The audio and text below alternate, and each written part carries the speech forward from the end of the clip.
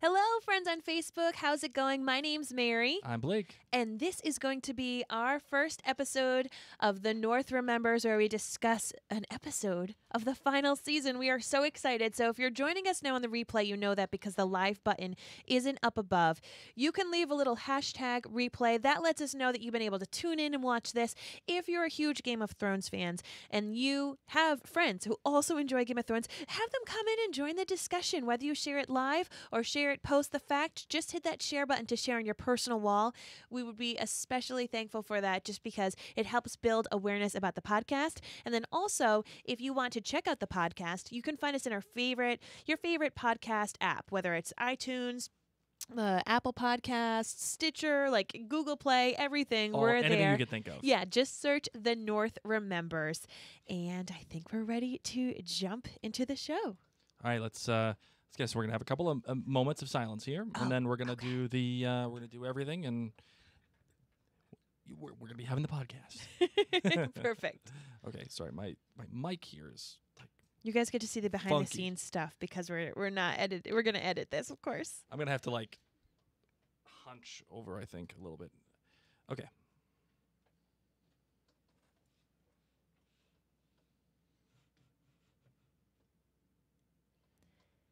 This episode of The North Remembers is brought to you by MinuteWithMary.com.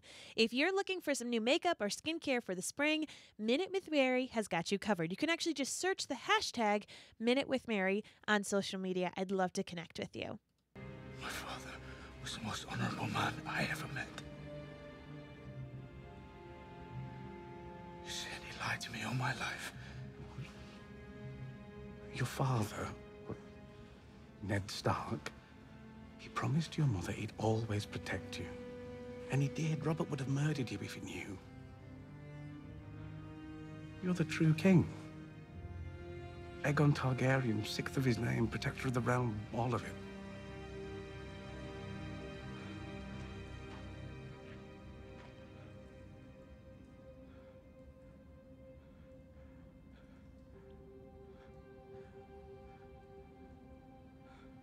Daenerys is our queen. She shouldn't be. That's treason. It's the truth. You gave up your crown to save your people. Would she do the same?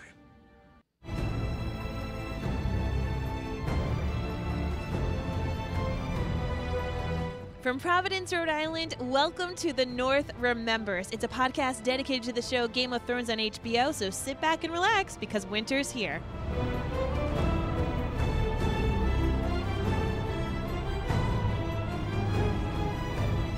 Hi, everybody. How's it going? My name is Mary Larson. My name's Blake, and I am just breathless. Right? I am breathless right now. Right? I'm stunned. Stunned. Game of Thrones is here. And I'm enjoying it, baby. Just remind me what it's like to just, like, experience dragons. Can you imagine just flying on dragons? No, I can't.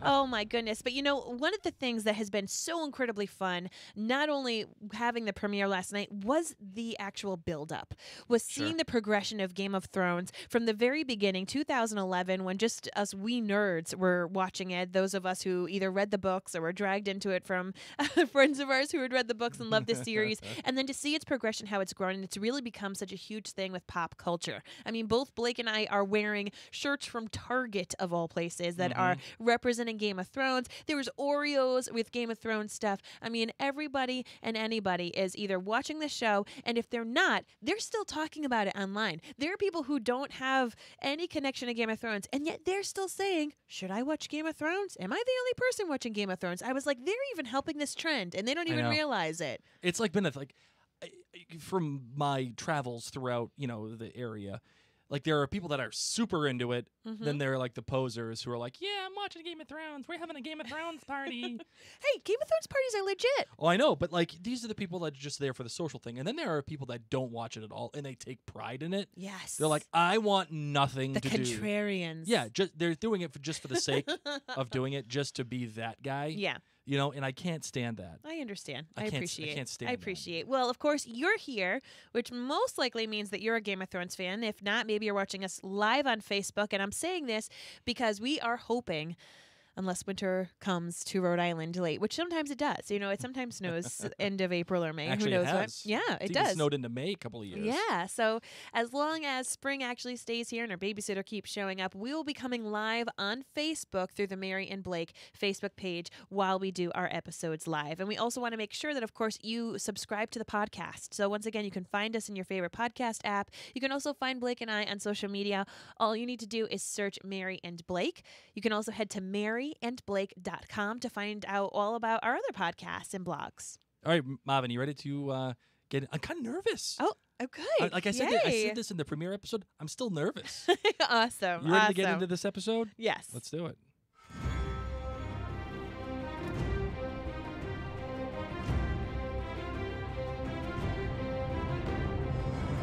All right, so we're going to break down the premiere episode of Season 8, the final season of Game of Thrones. Tell us what the title was and break everything down for us, Blake. So this one was called Winterfell, a very simple, easy title. It was named, obviously, after where they are, and it's showing you exactly the setting of where we're going to be and setting everything up. I think it's an apropos title for the first episode of this brand new season. The director was Dave Hill. I'm sorry, the director was David Nutter. I apologize. The writer was Dave Hill. So we'll do the director. The director was David Nutter, who has directed The Old Gods and the New, A Man Without Honor, The Reigns of Castamere, Misa, The Dance of Dragons, and Mother's Mercy. So this is actually his first return back to Game of Thrones in 2 seasons. Okay. He last directed in season 5. Obviously, one of his most famous episodes being that of The Reigns of Castamere and Misa as well. Misa. The director was, the writer. My notes are all off. I apologize. It's okay. The writer was Dave Hill. Now, Dave Hill was actually a staff writer for Game of Thrones on season 5, and he has gradually worked his way up to becoming a staff member of the show. And his first credits are actually started with Home and Eastwatch in season 6, and this is his first episode for season 8. So awesome. That is that. I'm actually quite happy to have David Nutter back. He is one of my favorite Game of Thrones directors.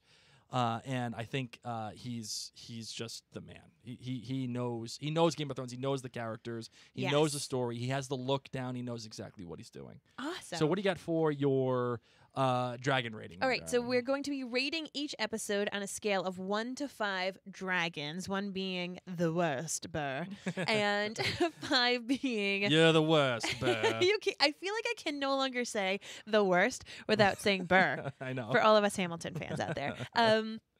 And then 5 being the best. I will tell you, this episode is a 5 for so many reasons. But first being that this is one of the first season premieres, if not season 1, that I actually enjoyed of Game of Thrones. Because Game of Thrones traditionally for me has like kind of frumpy beginnings. Like you need to watch. Frumpy's an interesting word. Right, but you kind of get it and you're like, meh.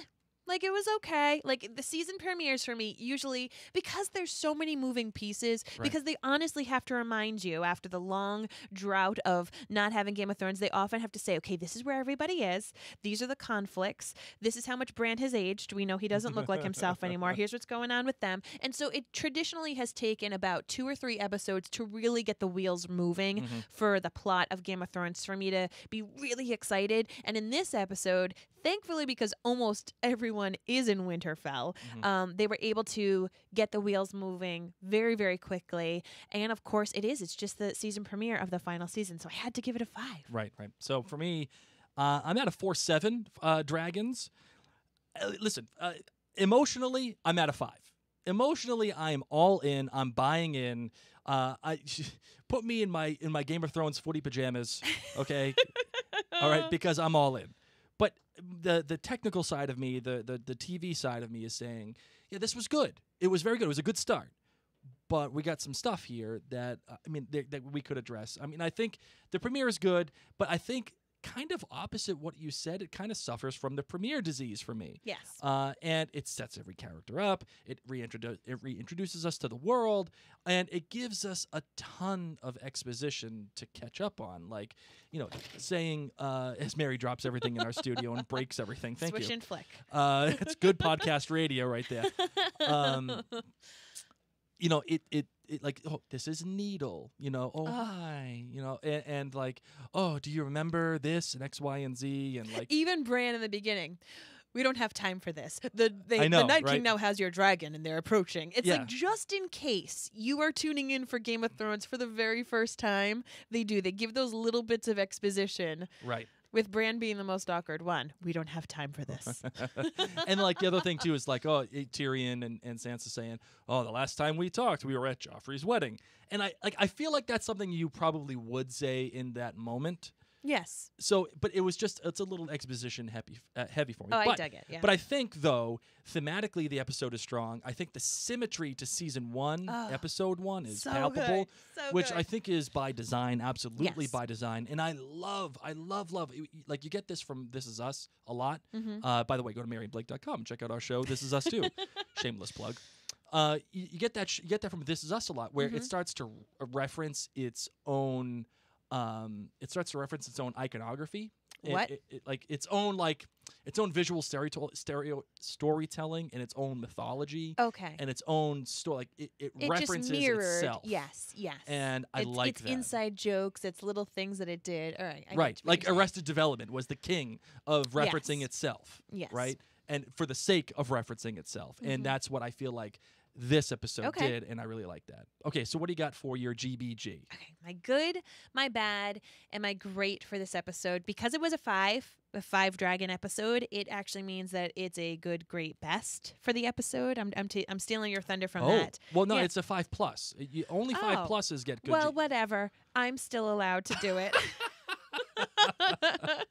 It's the premiere. We're breaking all the rules. Yes. So my good for this episode was the new opening sequence. Oh, Normally, yes. especially when Blake and I are like rewatching the episodes, we just fast forward through it. I mean, you know that it's really cool each week to watch it because they've made sure to tell you this is where you're going to be. Like, you need to know, you need to remember where these places are in location of each other. And so they completely redid the opening sequence. Of course, the map has changed, as had the Astrolab. I had to look up what that was. Astrolab, that spinning thing, with the metal and everything. But it actually tells you things that you need to know. That's right. So it starts from south of the wall, which is now broken. Like, we've seen the wall, we've seen the Night's Watch, have the little elevator all the time, but now it's broken. And then as it progresses, the white tiles of snow turn into blue, Right. and that leads us to Last Hearth, which is where the little kid was with all the little With the Umber, arms. Lord Umber. Lord Umber, the 10-year-old Lord Umber who didn't make it too long. He ended up crispy at the end. But little bit. the tiles switched from white to blue, showing you the Night King is going to come to the Last Hearth this episode. So I'm going to be really excited to see how next week, if the same thing happens, if it's changed again, and if the white tiles flip over to the blue tiles. It'll keep changing. And in addition, they reminded us of the crypt. They actually showed us the dragon killing weapon that Cersei has. The scorpion. Yes, down. So they showed you these important things. Not only here's King's Landing, but here's King's Landing. Here's the Iron Throne. Below that is the XYZ. So I thought it was really great.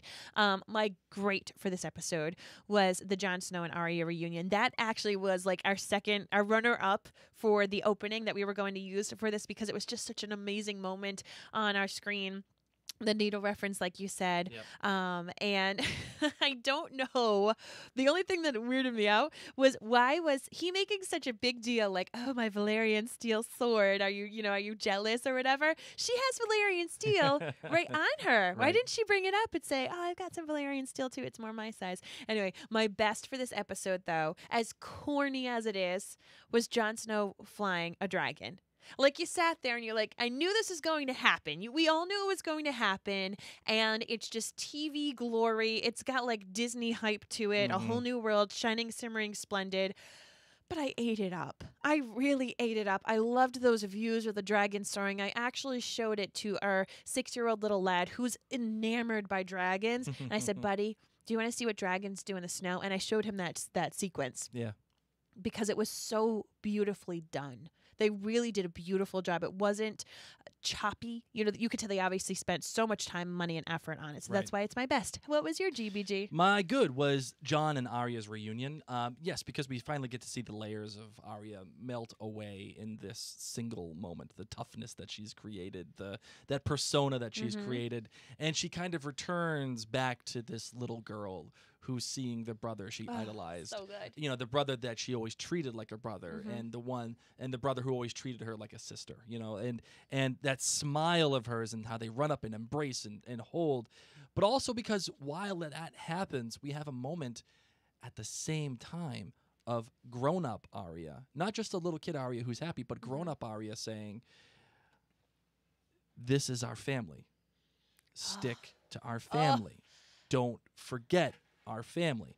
And the irony is even thicker here because we all know that Jon, yes, is a Stark, but he's not the kind of Stark that we think that he is, or we thought that he was. He's really a Targaryen. And it brings up this notion of, is he going to have to choose the Stark side or the Targaryen side of him? And it foreshadows what eventually we find out to be him, you know, what he eventually finds out to be him being a Targaryen. I love that foreshadowing. Yes. And he's going to have to really decide who he wants to be. So good. It just laid it all out in this really sweet reunion moment of like, this is a huge deal that Jon's going to have to decide between. Yes, I totally agree.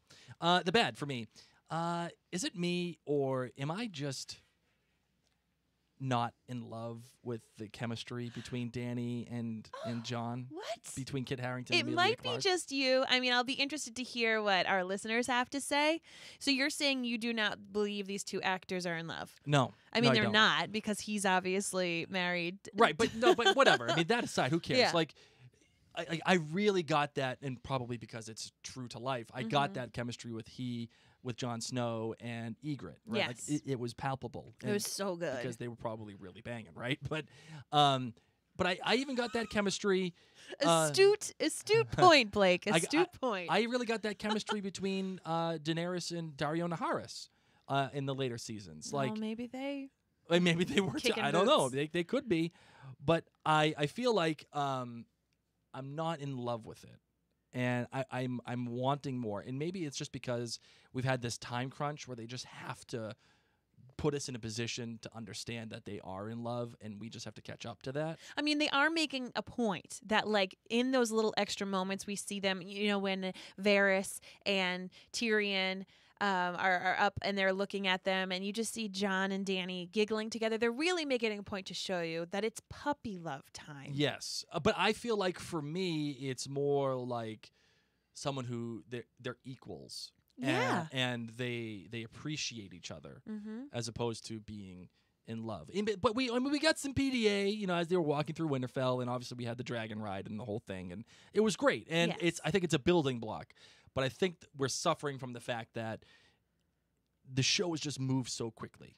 Yes. In terms of their relationship. All of a sudden, they fell in love like that. Well, and also this isn't a romance show, so we're not privy, aside from that gorgeous waterfall, snowy scene, we're not privy to the little PDA moments. I highly doubt Jon Snow and Daenerys Targaryen are walking around the campments Yep. holding hands. You know, like there, of course, we see those little moments giggling, but they are both leaders of these troops, and they're having this interesting dynamic where they know the Night King is going to come and kill them all, Right, almost. right. So I think that because this show is not necessarily a romance show, they do have to walk that fine line. Right. And for me, the great was, you know, I have to go with John Bradley here, the guy who plays Sam.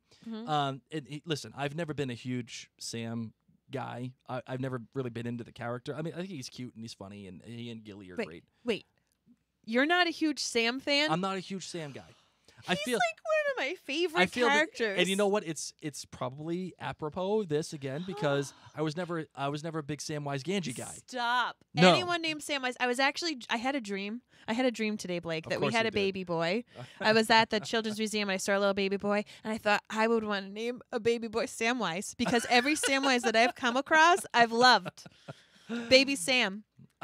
Listen, I appreciate Sam. I like Sam. I've I just never don't think been. you appreciate him. I don't think you appreciate him. Well, That's the problem. Is either you need way- to appreciate his complete nerdness. Either way, I'm saying that I appreciate him now because the acting that John Bradley did Yes. to go from being with Queen Daenerys, Mm-hmm.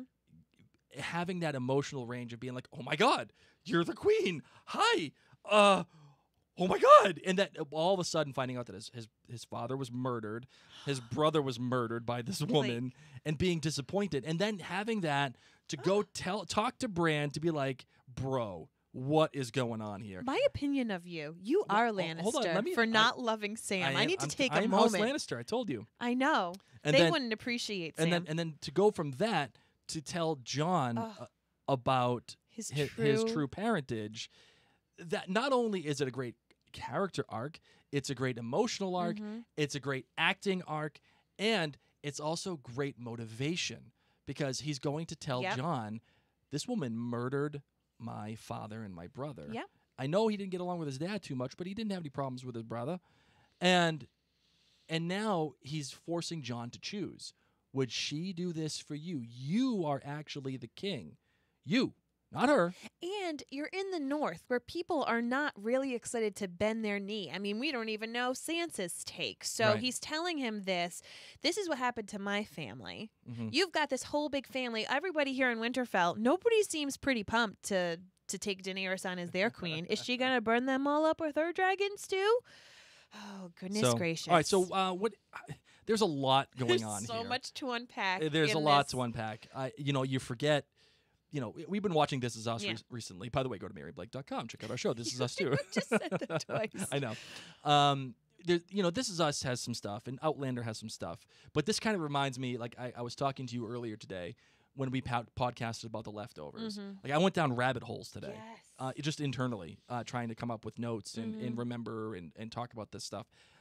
Like there's just so much, and I weep for the future episodes when they're an hour and a half because I don't know the kinds of rabbit holes I'm going to go down at Well, that point. I think we could Where pick should we apart start? some of the smaller things. Okay, all right, what do you got? Cersei. I feel like Cersei has the smallest part in this because, of course, it was called Winterfell. So I feel like everything at Winterfell kind of it was its own gels, yes. gel. So Yeah. we've got Cersei, and I feel like we could just kind of dissect that a little bit because her character hasn't changed. She, however, has a new friend in bed, Euron Greyjoy, Yes. who brought Harry Strickland.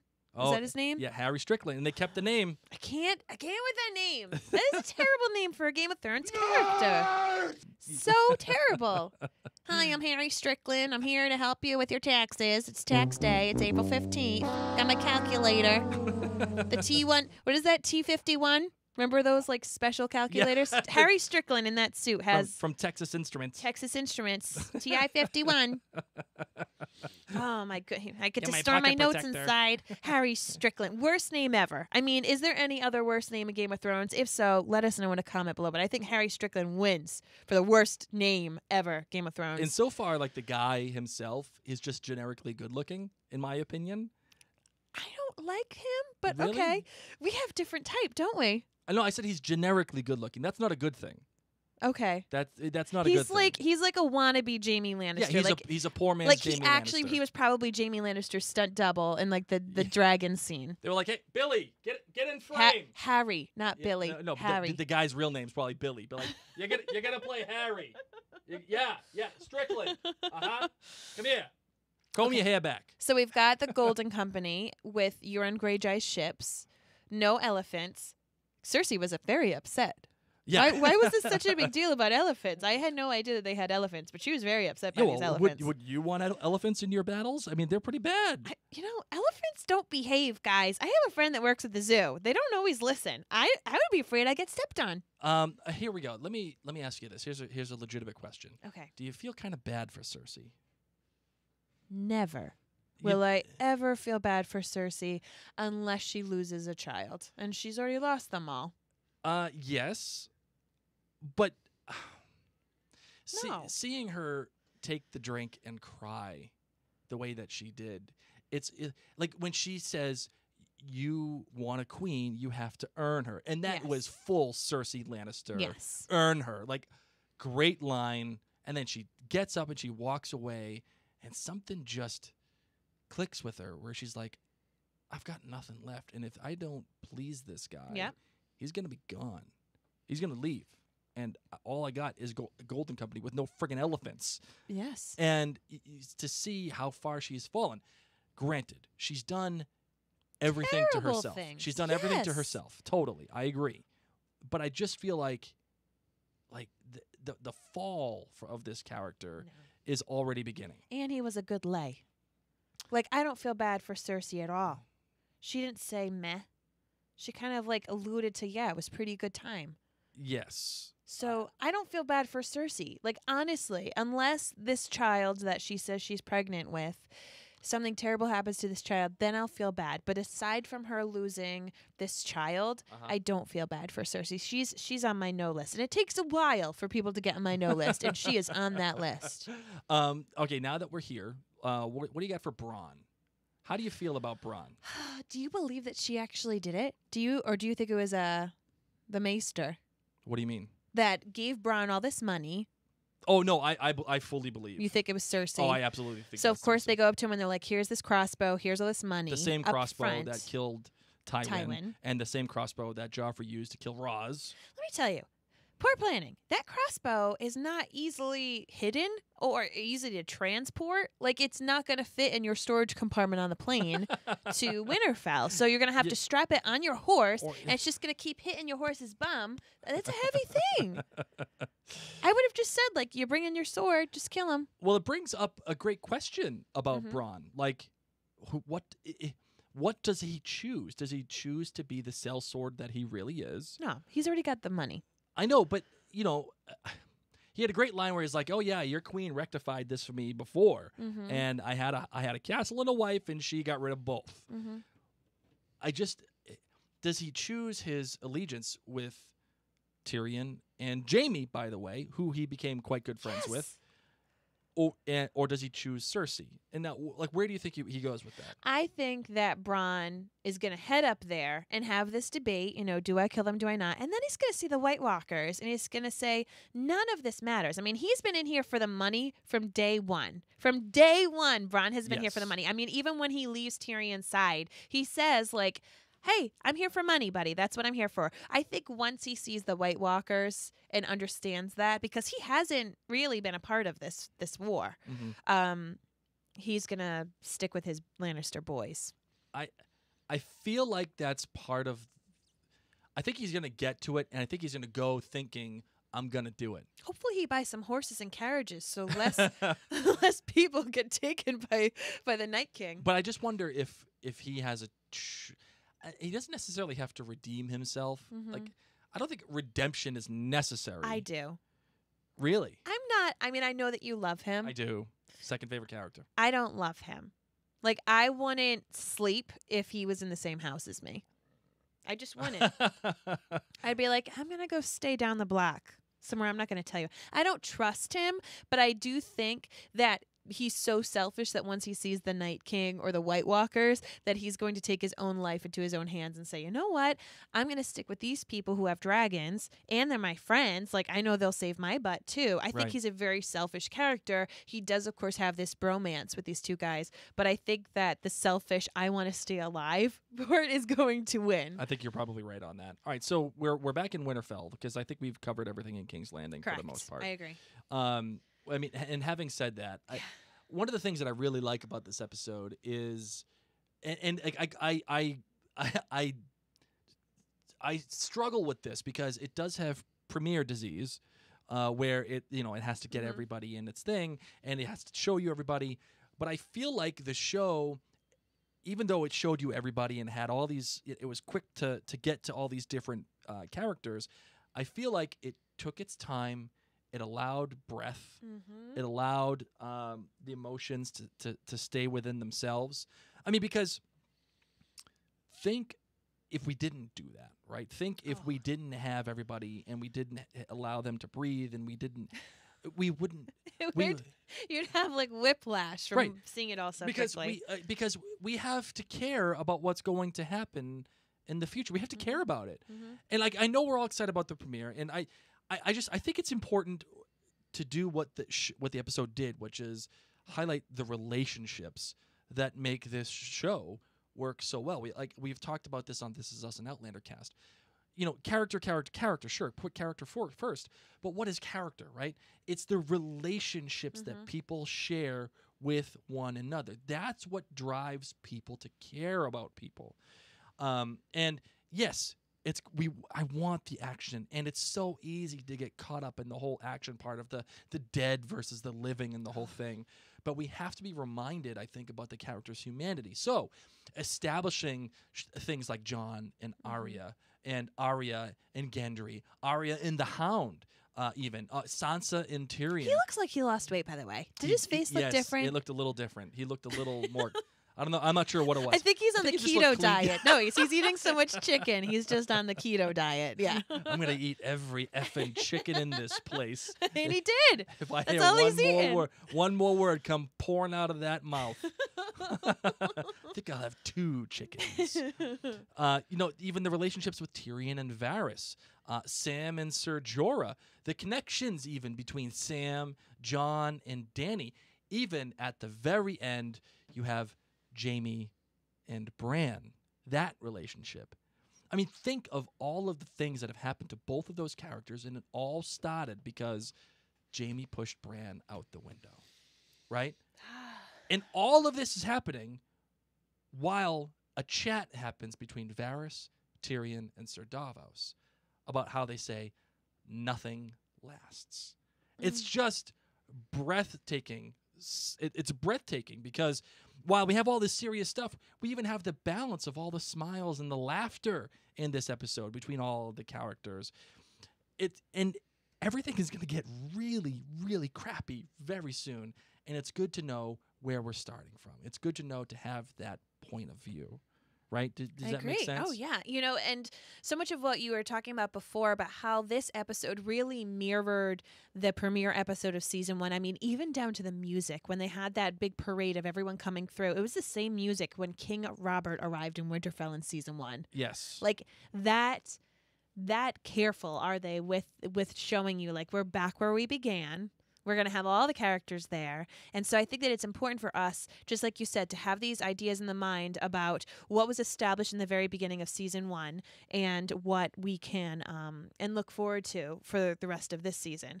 So I do want to discuss when they arrive. You get to have Arya's reactions. Right. To the parade of seeing all these people. I mean, this is the first time she saw Jon, and how cute was it? Her hesitancy to shout out and say something to him. How she saw the Hound. How she saw all of these people coming on in. And I love the different perspectives of this parade approaching Winterfell. You got to see. You didn't have to hear it. You got to see people's expressions and how the people who of the North, how they were understanding this. How, Daenerys was feeling. She was, of course, very stoic. How Sansa appeared when she saw the dragons. It was kind of like, okay. Sansa was not impressed. So I just really enjoyed that parade procession and seeing everyone come in and seeing the reactions of how they were taking it. And the symmetry here. And I like the word symmetry as opposed to mirroring. Okay, yes. And I know it's tit for tat, but yes. It's semantics here a little bit, but I like the word symmetry because it lines up so well with the first episode in so many different instances. And we'll start exactly with the beginning parade. I mean, from the music that it lines up with the first episode. As King Robert is coming down and going into Winterfell, the same exact music is playing. Arya, instead of becoming the little girl that's so excited to see the king and the queen and the whole thing and, dressed up in the armor with the helmet and everything, she sees the little boy run up the tree and allows him to do that, acknowledges, smiles, and says, I was once that person. Yep. even the kid climbing up the tree, it's symmetrical with what Bran did as a kid. Climb. And climbed in the exact same way, right? And there are multiple cases of this happening, and it's showing you that the show has come so far from where it began. From episode 1. Our characters are back in the same spot, but they're, for the most part, entirely different people. And sometimes the things still happen. I mean, for example, when John and Sam who are best friends, by the way, chatting in the crypts, they're talking in front of the monument of Lyanna Stark. And in the first episode, King Robert and Ned besties are talking about Lyanna Stark in front of Lyanna Stark. And they're talking about, who's that bastard boy? Who's the mother you said? Blah, blah, blah, blah, blah. And here is Sam and John talking about being a bastard and his true parentage. That he wasn't one. Yes. Right. And even and the symmetry here, even ending with Jaime and Bran. The first episode ends with Jaime pushing Bran out. Bran coming up and seeing these two people, right? I wonder if Jaime's gonna have to be his official wheelchair pusher. You pushed him then. You could push him.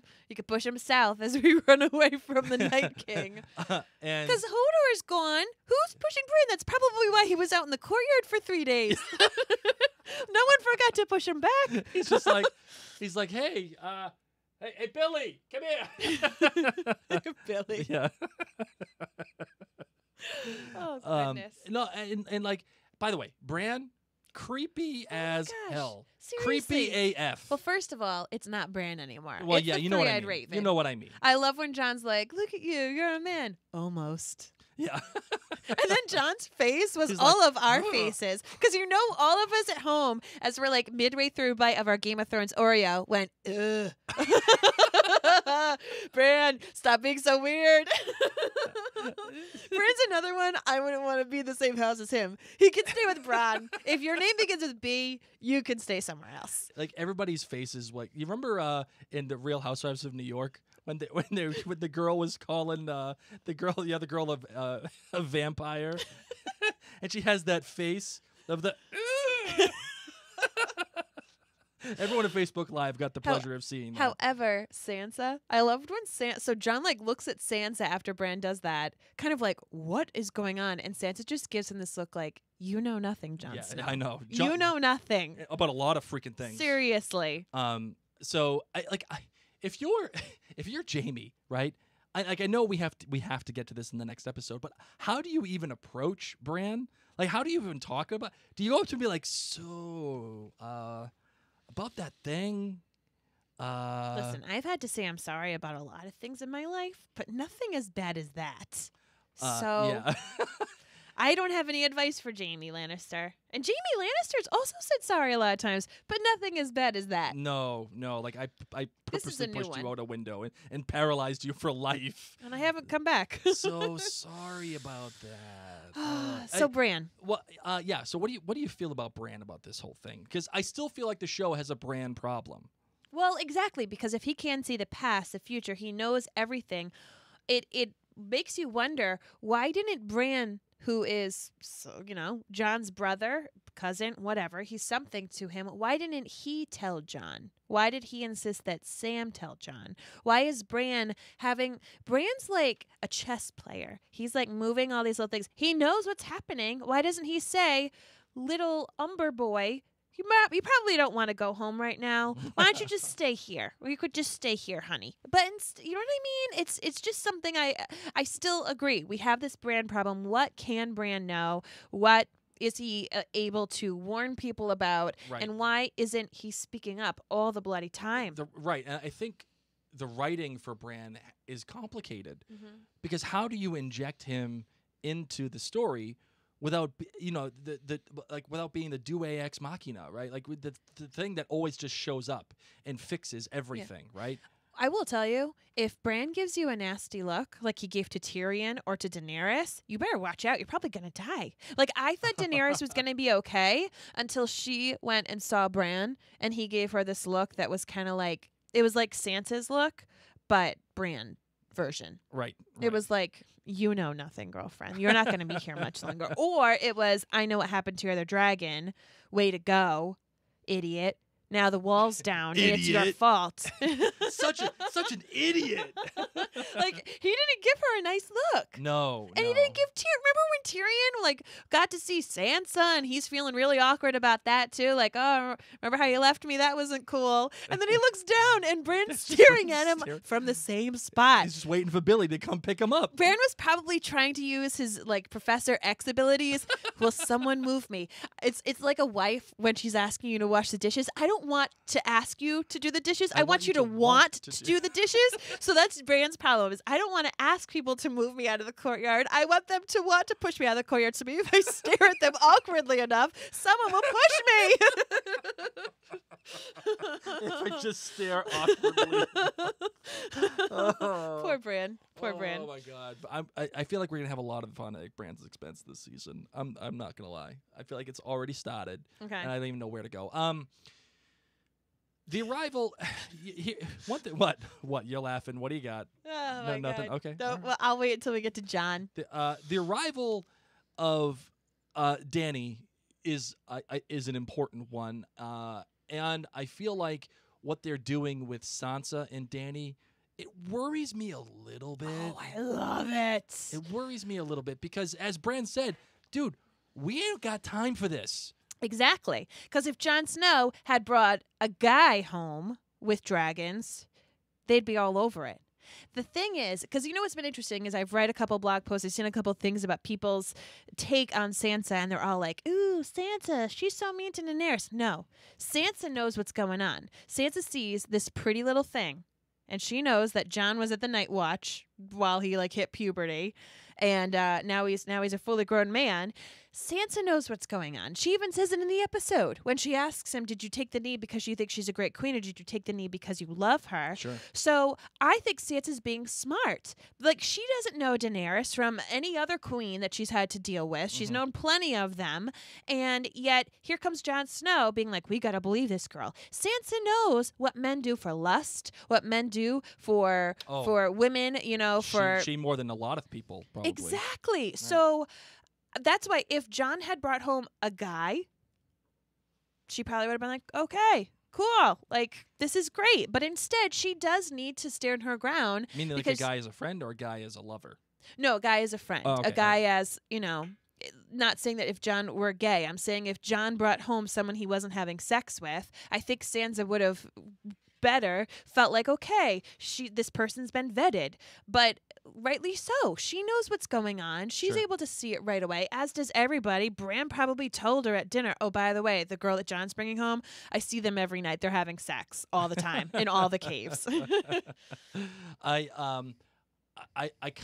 It worries me a little bit that the cattiness. I don't think it's catty. I think that Sansa knows not to trust anybody. Okay.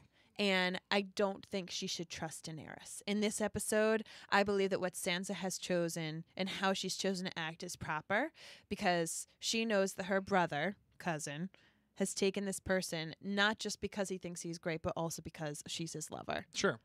I like how she asks the practical questions. The thing of listen, I had enough food for X, Y, and Z time. What do dragons even eat, by the way? And the answer that she got back, Sansa to me should just go in a room and never come out after that answer. Why? Because she got owned. She got owned in that one. Oh, I see. She got owned in front of all of the lords of the North who have Sansa's back. They just saw Queen Daenerys be a queen bee. That's true. And okay. to their lady. Not Beyonce either, by the way. No. They just saw. And then this woman, her hand is Tyrion. So here's this woman be like, they eat whatever they want. And Tyrion's like, and my sister's coming. Nobody is going to like you. So I think that Dany saying that was cruel. And not cruel, but just kind of snobby. Put you in your place. Put her in her place. But in the room that she was in, Sansa's still up top. Maybe. But not saying it's right, But we're the viewers. That's and true. Sansa has been double-crossed I agree. And by everyone. I feel like I'm making it sound like I'm not on Team Sansa. In fact, I'm not choosing teams or sides or anything. I actually quite like what Sansa's doing. I worry that the writers are making us feel like this is more important than it needs to be. But maybe that line from Bran is, we don't have time for this, and maybe it's just cutting through the crap. But I also think that in addition to the Sansa stuff, they've given us reason with Sam to doubt Daenerys for the first time. Yes. So I agree. I mean, Sansa needs to rightfully say, do you 100% believe in this woman? Like, is she really the best, or do you just love her? And then Sam comes up and says, hey, your girlfriend killed my brother, which I'm sad about, my dad, whatever, but my brother, like, What the hell? What's going on? All right. So now he has these two very close people saying, your girlfriend's not really nice. And when I cried in front of her at the library, she just stared at me like Bran. And Bran's not a fan of her either. You need a new girlfriend. I read this great line, I forget where it was, where they were talking about Dany and how she has just burned so many people that like were against her. And the line was, Daenerys is one shiny glove away from being Thanos because she's just eliminated half of her enemies.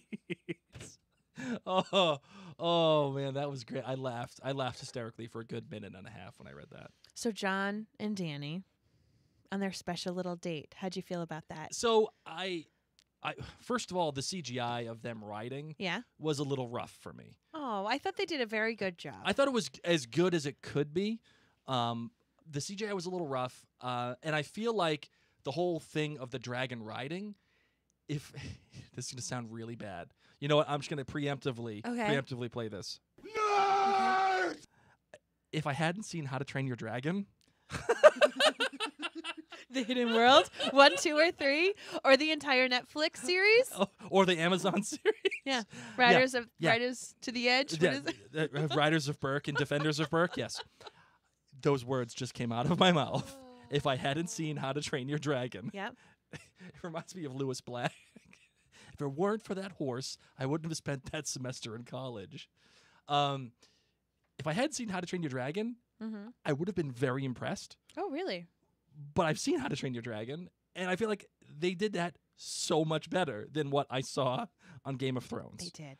And oh my God, the Astrid Hiccup ride around the waterfall. Right. So much or better. Or even the Astrid Hiccup ride when, when she discovers, the dragon riding for the first time or whatever. Okay. Or the battle with the Red Death, hold on. Let me. You just need to stop there. I feel like we have a lot of dragon a lot of dragon love in this family. In House Larson, there's lots of dragon love.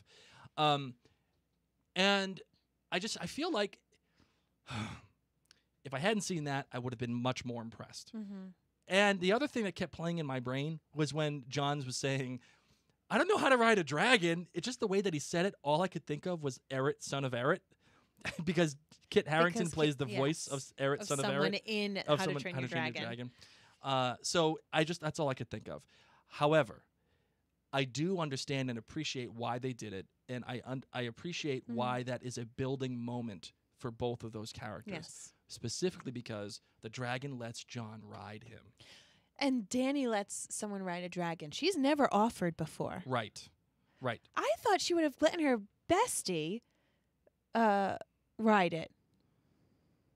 What do you mean? Oh, Dario Naharis? No. Ser Jorah? I would say I'm trying to Missandei. Oh, Missandei. Yeah, no. Why didn't she get to ride a dragon? Well, the reasoning behind it at least within the mythology is that only Targaryens can ride dragons. Yes, but Dany doesn't know that, and she's like, "Here, you can ride it." She's been making Missandei just like ride on a dirty horse. That has like horse poop from the other horses all in front of it. That wasn't very kind. I don't think that would ever happen. I know, but instead, and again, that just plays to the whole equals thing, right? Yes, that's what it's supposed to be. And Jon, it without knowing it, is a Targaryen, and it alludes to the fact that he is a Targaryen. He just gets up there, he can control the dragon, move in and out, land them when he wants to land it. I mean, we do have that scene where he's like holding on for dear life, and he can barely hold on. And it looks like Dany's impressed by him, and it looks like she is not falling more in love, but just recognizing that he is the right partner for her as more time goes along. I mean, would that feel Oh, right? yeah. Would that feel right to you? Yeah. And I like the whole thing of like, oh, you've completely ruined horses for me. And I love. I love so much that I almost want to play Whitney right now. Oh my That gosh. much love. What?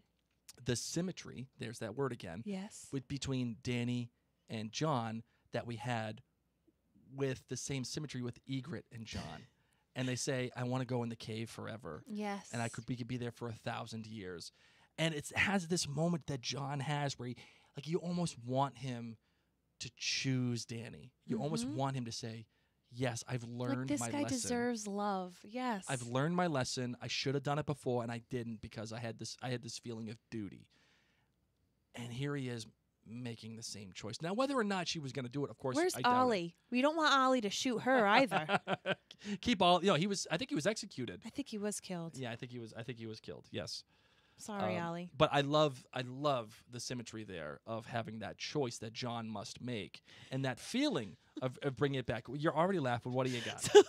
So what I thought about this scene, when you were dating and you had like your favorite restaurant that you would, or bar that you'd bring someone out on a first date, or maybe it was like the hardcore date, like the date where you're like, oh, this thing's going to be serious. So I was serial dating before I met Blake.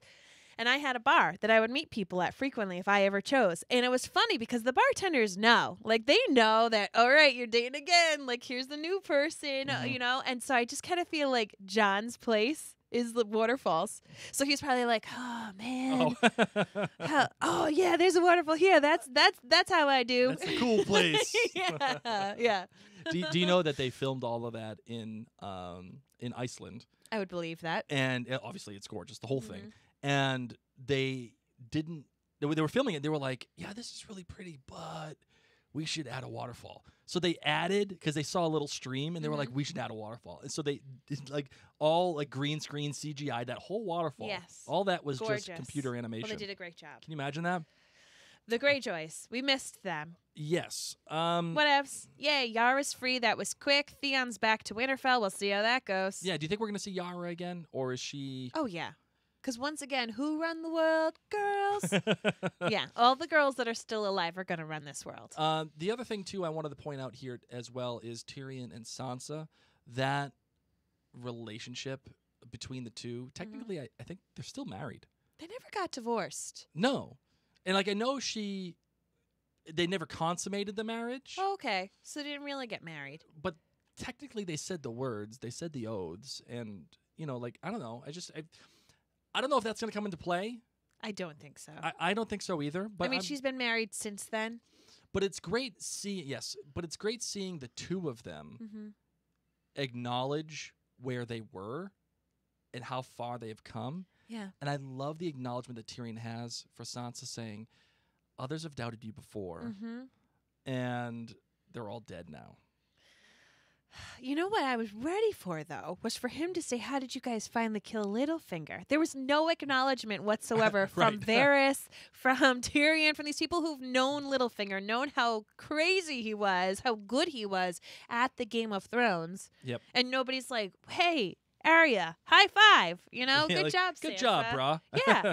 But there was this great moment, a Game of Thrones moment, really, where Sansa says to Tyrion, I thought you were the cleverest man ever. For putting faith in his own sister. Yes. It's that one moment where it's a Stark finally outwits a Lannister. And I took great pride in that moment. Because I love Tyrion as a character. I love Sansa as a character. But just having that moment where he is outwitted not for the first time, but yes. It's an interesting relationship that I can't wait to see how it plays out with the rest of the season. I agree. Because Tyrion never inherently did anything wrong to Sansa. No. And likewise. Right. I think that they definitely have mutual respect. But, Tyrion's promising this thing, and it's just brought Sansa's opinion of him down a bit. But also, he's the hand to Daenerys. So until Daenerys earns herself in Sansa's eyes, he's not going to be Team Sansa. Another great moment, another great own, if you will, is when... Sansa says to Tyrion, "Oh yeah, it had its moments The wedding. of the wedding." Of the wedding. There were those, that's why I think I loved this episode so much. It put all the players in place. It caught you up to snuff. It had these moments of levity, and then of course had the ending, which we'll touch upon now. The ending, which is completely gruesome, horrific. Yes. The Night King has come. And he's on the way. He's on the way, and he has made it very clear that he's going to be using his gross techniques of pulling apart bodies and making them in a weird design. Right. Again, that none of us really understand. But what an amazing scene. I wasn't expecting that in the first episode. I'm really glad we got it. We did. We had so many joyous moments, fun reunions, awkward brand moments. But then to have the scary bit come on in. I just kept saying, like, buddy, light up your sword. I can't see. It's dark in here. Come on. And this is the great thing about Game of Thrones because, like I said, it allows things to breathe.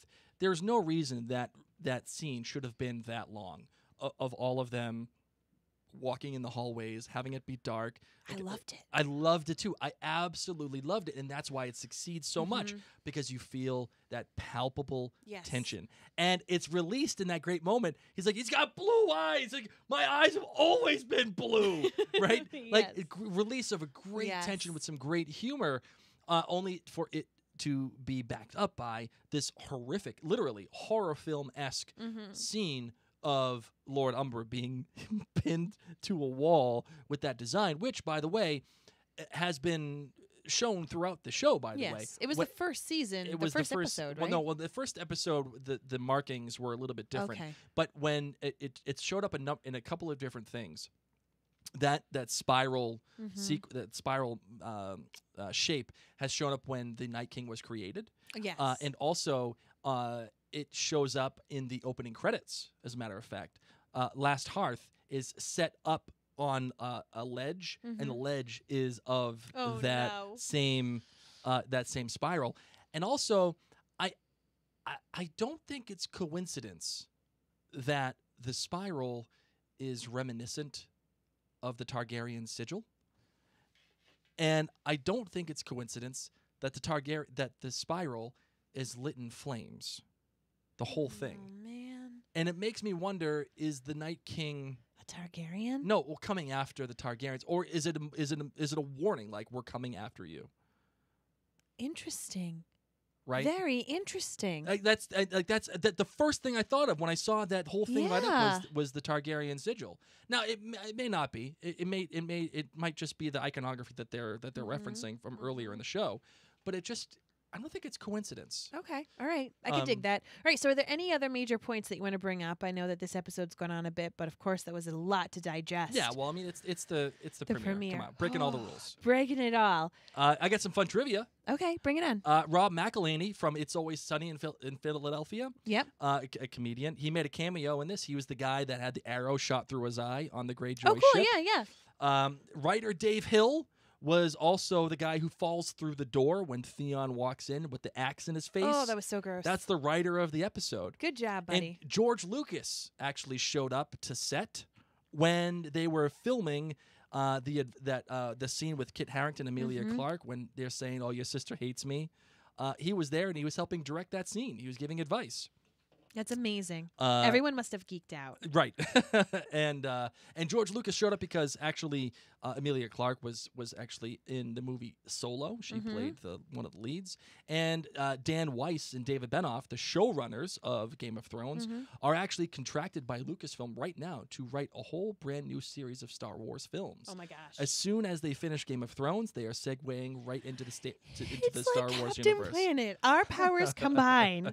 Oh, that's amazing. So, I have a new segment that I'd like to introduce here. Yep. The Throne Rankings. Okay. Where we number each of our throne members, where we think it's like power rankings. Who we think is going to end up on the throne at the end of the season. Oh man. Okay.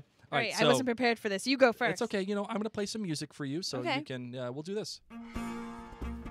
So this was the music that they actually played in season 1 when the king showed up. Hey. So I figure it's apropos that we play this. All right. So this is your rankings of who you think is going to be on the throne at the end of the season. Yes. So. And is that 1 is yes? 1 is the top choice. Okay. Number 5 is the bottom choice. Okay. All right, number 5 for me, the Night King. Ooh. The Night King, I feel like could end up on the throne, Oh, I dig it. and I just have this vision of the Night King sitting on the throne, and he may not stay there. Okay. He may die, but I just have this feeling he's going to end up sitting on that throne. Number 4, Danny. Danny ends up being on the throne at the end. Number 3, John ends up being on the throne at Cool. the end. Number 2, my number 2 pick, if I'm on a betting pool, my number 2 pick is Cersei. I just feel like she's evil enough to just make it through. And then my number 1 pick, I think you're going to be surprised by this. Okay. I'm going to let the music ride here. Okay. The winner is? Sansa. That's my number 1 pick. Okay.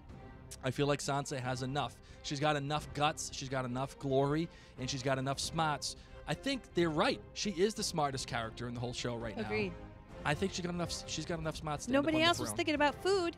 She's understanding what the troops need. All right, what do you got for your 5 picks? Okay, since this was thrown out of nowhere, my top 5 pick, Number 5. number 5 pick, Yep. there's no throne.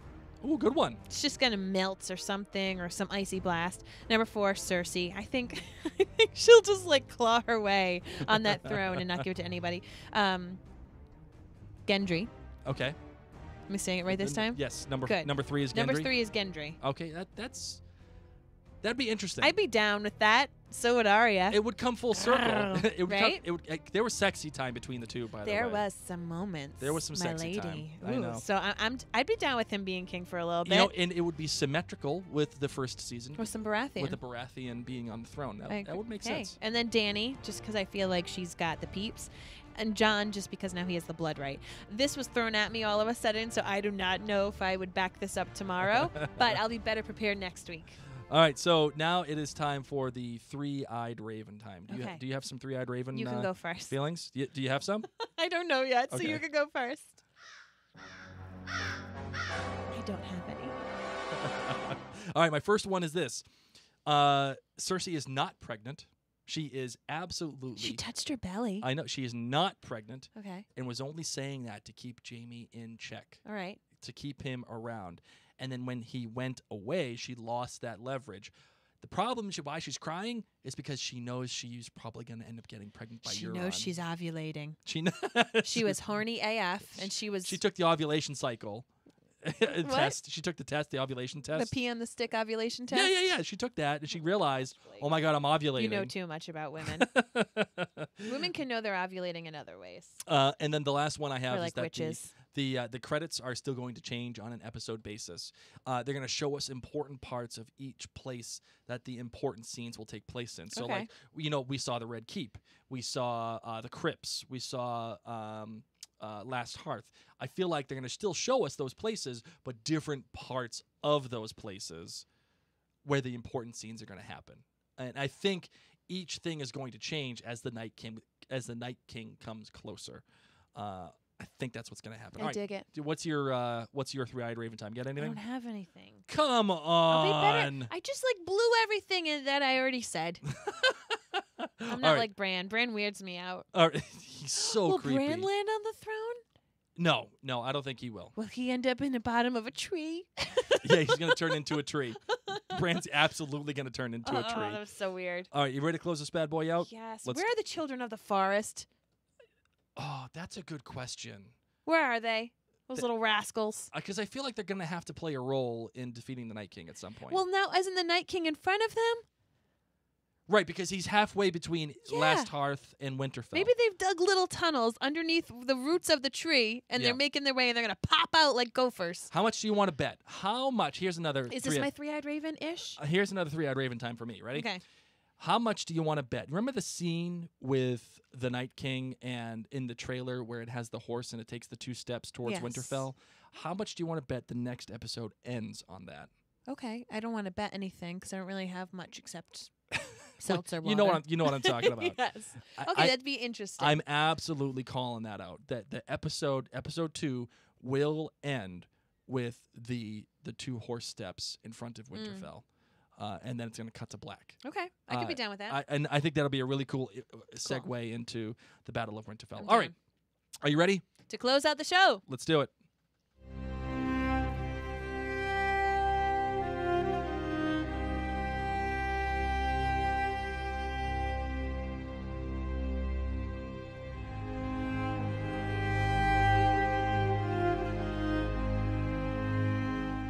We want to thank you so much for taking the time to listen to this, the premiere episode recap of Game of Thrones, the final season. We really enjoyed watching this, and of course, obviously, you could tell we enjoy talking about this, but we would love to hear your thoughts as well. So make sure that you're reaching out to us on social media. Honestly, the best place to reach out to us is our Facebook page. Just search Mary and Blake. We'll always have a thread up there that you can comment on. You can send us a message there. You can also find us on Twitter. You can find us on YouTube. You can send us an email, or you could go to maryandblake.com. And listen, if we have enough responses from you guys, maybe, just maybe, we'll have a listener feedback episode. Every once in a while. Every once in a while. We'll see. I mean, I'm just going to say, send your stuff in that you want to talk to us about, and maybe we'll have some listener feedback episodes like we do on Outlander Cast and like we did for the Living Reminders podcast. Because we also have to talk about next week's trailer. That's so true. We're just saying that there's enough fodder that if you would enjoy another The North Remembers episode, we might be able to work something out. like Outlander Cast and the Leftovers podcast, there is a voicemail app that you can use. Okay. Go to maryandblake.com and go to contact, and you'll see a little space for a thing called Speak Pipe. Just click the little button there. It uses the microphone on your phone or your computer. It sounds great. It's free. It will leave us voicemails. And hey, like I said, if enough of you do it, we'll have it. We'll do that. So go to maryandblake.com, hit the contact button. You'll see an app for Speak Pipe. Well, thanks once again for tuning in, and if you've watched on Facebook Live, thank you as well. Make sure that you share this with your friends, whether sharing them on the podcast app or sharing the live video.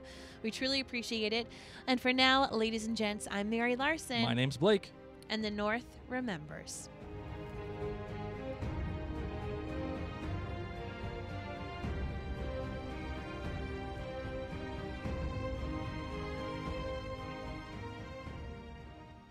There you go, Facebook Live. Thank you guys so much for watching. Honestly, we truly appreciate it. If you do feel comfortable sharing this, if you belong to a Game of Thrones group, or if you just want to share it on your page, your personal page, just to let any other fellow Game of Thrones fans know about the fact that we have this podcast, we would greatly appreciate it. We have a blast talking about the show, and I'm so happy that so many of you are joining in the chat. Blake and I are going to go through these and check them out over the next couple of days. Always feel free to chat amongst yourselves, kibitz, in there, because we can't always interact with the Facebook Live while we're recording, but we are trying to keep our eyes on it, and then we'll be going through it again, as I said. So feel free to continue to have those conversations. We're just so thankful that you took the time to listen. Of course, our hashtag is The North Remembers. So if you wanted to even pull up the podcast, screenshot it, you can put it in your Facebook or Instagram stories. That's a great way for people to learn about the podcast. That way it's not taking up, a space, if you have a very curated Instagram feed, if you're really careful about what you put up there, but you could put it up in a story and say, this is a new podcast that I'd love for you to check out, and know that Game of Thrones, a lot of people enjoy it. And word of mouth is honestly the best way that people learn about podcasts. That's it. I agree. That's it. All right. We're going to go let our babysitter go. All right. Have a good night, guys. Bye. Bye.